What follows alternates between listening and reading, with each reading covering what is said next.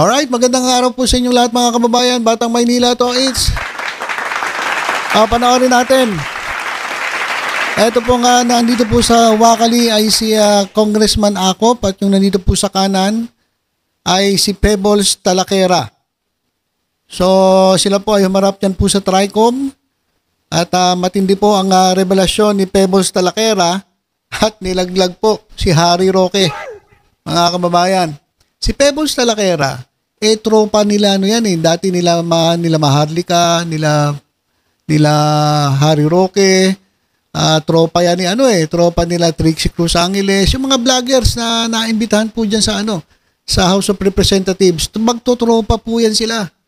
At medyo humiwalay lang ito si Pebbles Talakera. Hindi natin alam kung anong personal reason kung bakit. Pero siguro hindi niya na matiis itong pinagagawa na itong mga keyboard warriors ng mga Duterte. At dito nga sa hearing, meron pong isinabmit na affidavit itong si Pebbles Talakera na naglalaglag kay Harry Roque at itinuturo si Harry Roque na mastermind dyan po sa Pulboronic video. Akala ko si Maharlika may kagawan. Kasi yun ang kumakalat, yung sinasabi ni Maharlika, may ilalabas siyang video na pagkatagal-tagal na hindi po nailabas.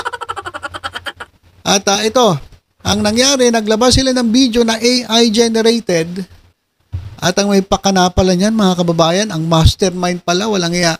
Etong si Harry Roque. Grabe. Matindi ka talaga, Harry Roque. Ito mga kababayan, pakinggan natin yung nangyaring usapan dyan po sa TRICOM. TRICOM po lahat, yung kakilala ko lang po ha. Opo. Yung pong nakaupo from left side is si Tio Moreno. Yung nakatayo po na Tio Moreno, yung nakaupo dito sa kaliwa? Dito po. Naka-black? Naka-black? Hindi po yung naka-brown. Naka-t-shirt? Yes po. Ay, ipag-doon po kasi ako tumingin. Kasi nasa left sa photo, yes. Okay. And yung nakatayo po na white is si Miss Sas Rogando Sasot. Okay. Ako po yung kasunod. Sumunod po si Miss Joey. Next si Sec Trixie, si Attorney Vic. And then yung nakaupo pong green is si Prof. Ana. Uy. Okay. Yung naka-red, hindi ko po kilala. Yung katabi po nung naka-red, si Attorney Harry Roque. Yung nakatayo pong naka-black, si Daniel Long. Yung naka-green na nakatayo, hindi ko po kilala. Yung katabi nung naka-green, si Pam. Yung katabi ni Pam, hindi ko po kilala. And then yung pong nakaupo sa right, si Mr. Abines. Yung katabi ni Mr. Abines, hindi ko po kilala. Then si Attorney Glenn Chong and si Doc Badoy. Okay. Alam mo ba, Pebbles, kung sino ang nagbayad sa dinner na yan? Ang pagkakaalam ko po si Attorney Harry. Attorney Harry Roque. Okay. Punta na tayo dun sa laman ng iyong affidavit. Ito. Ito na yung exciting. Sinabi mo sa iyong affidavit, Pebbles. Yung affidavit ni Pebbles. Uusapan sa dinner na yun na may larawan o picture si Attorney Harry Roque na di umano nagpapakita na gumagamit ng cocaine si PBBM. Sigurado ka ba dyan? Sinabi mo sa affidavit mo na ito? Late po kasi akong dumating, Mr. Chair. So mga 1 hour na silang nandun sa restaurant, nag-uusap. Bago po kami dumating ni Attorney Vic and ni Pam. So mini-message na po nila ako na nasa na daw po ako, maraming ng chikahan. So pagdating ko po, yun po yung topic. About the Pulburon video. Okay. Sinabi mo rin sa iyong affidavit, Pebbles, na walang pinakitang picture si Atty. Harry Roque doon sa pinag-uusapan po ninyo. Pero base po sa iyong obserbasyon, mukha bang yung ibang mga kasamaan mo ay alam na ito o first time din nilang narinig ang tungkol sa larawan na yan? In fairness naman po dun sa mga kasama ko, hindi po nila alam. Wala po kaming alam lahat. Okay, thank you. Dito rin sa affidavit po ninyo, pinag-usapan din ninyo sa oras po na yon sa dinner kung paano i-release yung sinasabing picture na hawak ni Atty. Roque. Tama Yes. po ba? Yes po, Mr. Chair. At napagkaisahan na mas maigi na yung photo na yon ay parelease sa isang foreign influencer para mas kapani-paniwala. Mr. Chair, hindi naman po na pagkaisahan, pero nagbibigay po sila ng mga opinion na dapat siguro sa international blogger dapat ang maglabas, or yung Australian reporter na nag-interview kay PBBM, pero hindi po siya napagkaisahan. Kumbaga nagbibigay lang po sila ng mga opinion. Grabe, no? Mga kababayan, no? Talagang pinagplanuhan, ano? Grabe talaga itong mga to. Talagang nagkita-kita, nagsama-sama, tapos nag-brainstorming kung ano pinakamagandang gawin para lumabas na kapani-paniwala yung kanilang inilalabas, mga kababayan. Okay, thank you. Pebbles, kung totoo man ang picture, bakit kailangan pa maghanap ng foreign influencer to release the picture? Bakit kailangan bigyan ng some semblance of credibility ang pag-release dito? Siguro po, Mr. Chair, para mapanood agad international. Bakit kailangan ng semblance of credibility? Dahil Hindi sila credible. Hindi tunay yung litrato or yung photo? Oh, pwedeng gano'n, di ba? Bakit kinakailangan na credible ang maglalabas? Kasi unang-una, hindi sila credible. At alam siguro nila na hindi sila paniniwalaan. Kagaya nga na nangyari, di ba? Bakit kailangan ng grupo po ninyo na magkaroon ng semblance of credibility yung litrato o yung photo na yun?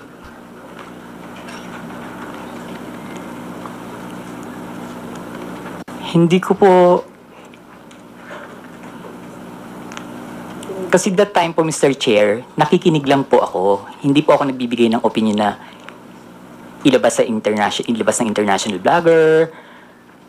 Nakikinig lang po ako sa kanila. Wala po akong binigay na opinion na, ay, oo, sige, ilabas mo. Dapat ilabas siya ni ganito. Dapat ilabas siya ni ganyan. Hindi po ba, Pebbles, having in this business for 11 years, kung kailangan bigyan ng credibility isang bagay, yun ay dahil yung isang bagay na yun ay alanganin. Yung bang pwedeng hindi totoo? Yes po, Mr. Dahil Chair. kung totoo yun, hindi nyo na kailangan na bigyan ng credence o credibility. Yes po, Mr. Chair. Yes, thank you. Sa iyong obserbasyon, Pebbles, sino ang nangunguna sa diskusyon nung oras po na yun? Mr. Chair, si Atty. Harry Roque po. Okay, so kinikwento niya yung nangyari. So talagang ang bida, mga kababayan, si Harry Roque. Siya talaga yung nagpaplano. Kaya nga parang lumalabas siya yung mastermind mga kababayan. Si Atty. Harry Roque. Now, pwede ko bang tatanungin, Pebbles, at that time na ikaw ay nag-vlog, ng panahon na yon, ikaw ba ay DGS? Hindi po, Mr. Chair. Ano po kayo? Pro-Philippines. Pro-Philippines. Wala po akong pinapanigan. Wala kayo pinapanigan. Hindi po ako BBM vlogger that time, hindi rin po ako DDS. Pero sa mga vlog ninyo, sumusuporta po kayo sa mga Duterte? Hindi po, Mr. Chair. Hindi. Okay. Dito rin sa iyong affidavit, Pebbles, may binanggit din ni Atty. Roque na sinabi niya na kaya niyang magpabagsak ng gobyerno. Tama rin po ba ang pagkabasa ko dito sa affidavit po ninyo? Yes po, Mr. Chair. Ang exactly sinabi niya dyan is nagkamali sila, magaling akong magbagsak ng gobyerno. Grabe ka, Harry Roque. Sinabi mo yan, ha? Naku po, kapag napatunayan na totoong sinabi mo yan, yari ka. Ha? Talagang nagmayabang ka pa na kaya mong pabagsakin ang isang gobyerno? Sige nga, sige nga.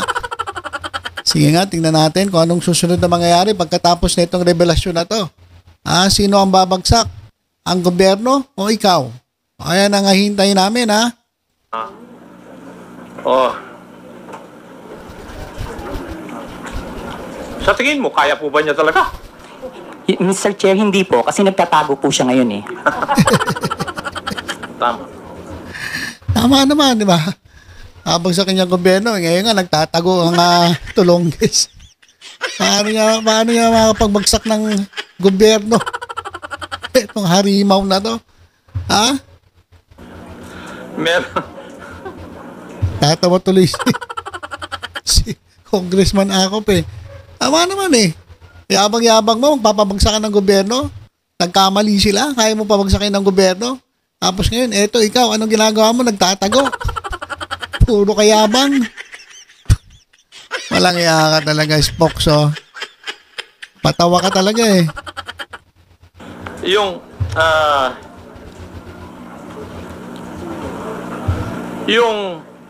sa iyong interpretasyon, Pebbles, nung gabi na yon, kung ano man ang pinag-usapan nyo doon, specifically yung supposed photo na gumamit ng cocaine si PBBM ay parte ng plano na pabagsakin ng gobyerno ayon kay Harry Roque? Sa palagay ko po, Mr. Chair, party po yun ang plano ng gusto nilang pabagsakin ng presidente. Okay. Meron po bang ibang pinag-usapan pa nung gabi ngayon? Wala na po, Mr. Chair. Wala na. Okay. Now, meron ka rin binanggit dito sa iyong affidavit, yung may sug rally sa Vancouver, Canada. Dito po yata, inirelease officially, yung photo na pinag-usapan ninyo doon sa Hong Kong may sug rally. Yes po, Mr. Chair.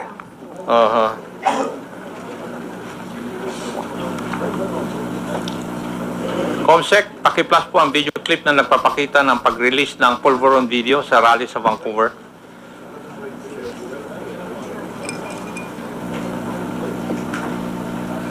Yan ba'y epekto ng pulburon? Kailangan sumagot siya ng tama, lalong-lalo na mukhang mailalabas na ang pulburon video. Thank you.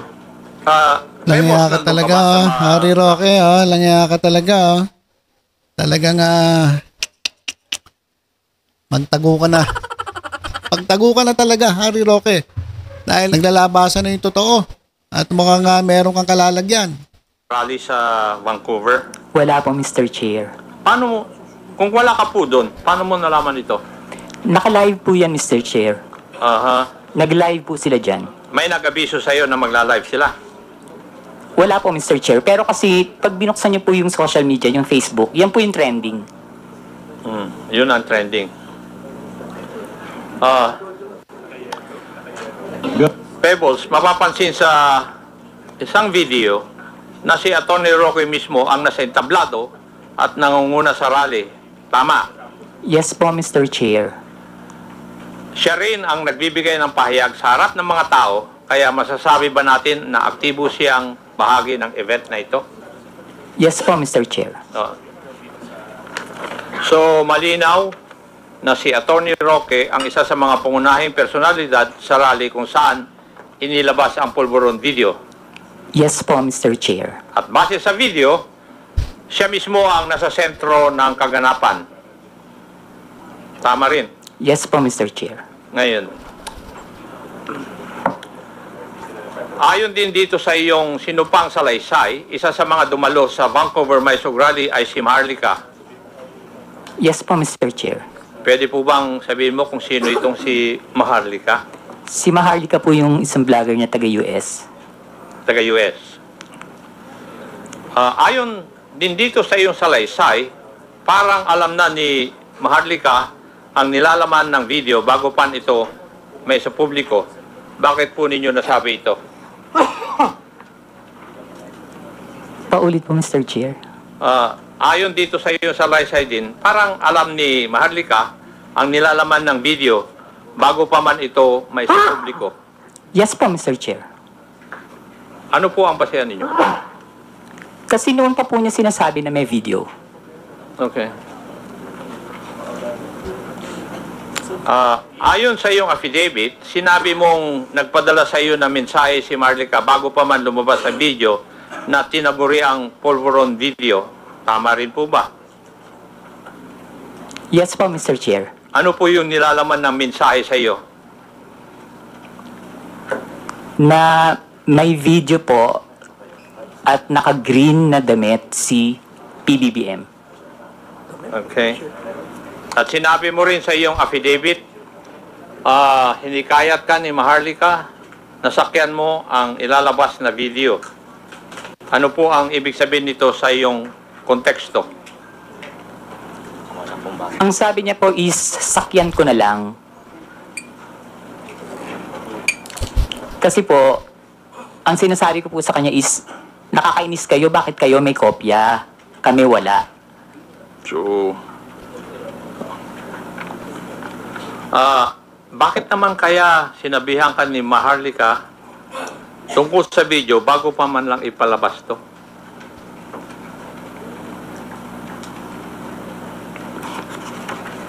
Hindi ko po alam, Mr. Chair. Kasi po, sa totoo lang po, Mr. Chair, si Maharlika, kaibigan ko po yan, pero kahit kaibigan ko siya at meron siya mga issues, hindi po siya nagsasabi sa akin kung sino yung mga puting ahas niya. At hindi rin naman po ako nagtatanong. Okay.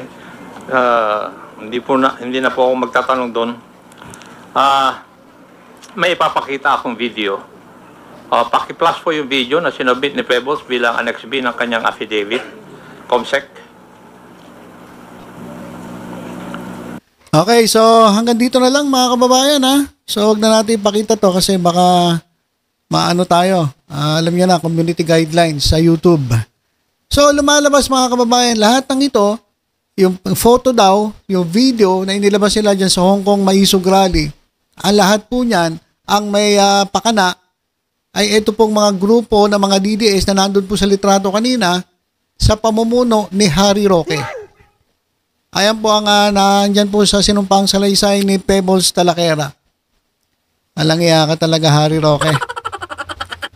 Mabigat-bigat itong kakaharapin mo at mabigat-bigat itong mga nilabas na pahayag ni Pebbles Talakera. Kaya nakakapaniwala kasi itong si Pebbles Talakera ay nakasama nila mismo.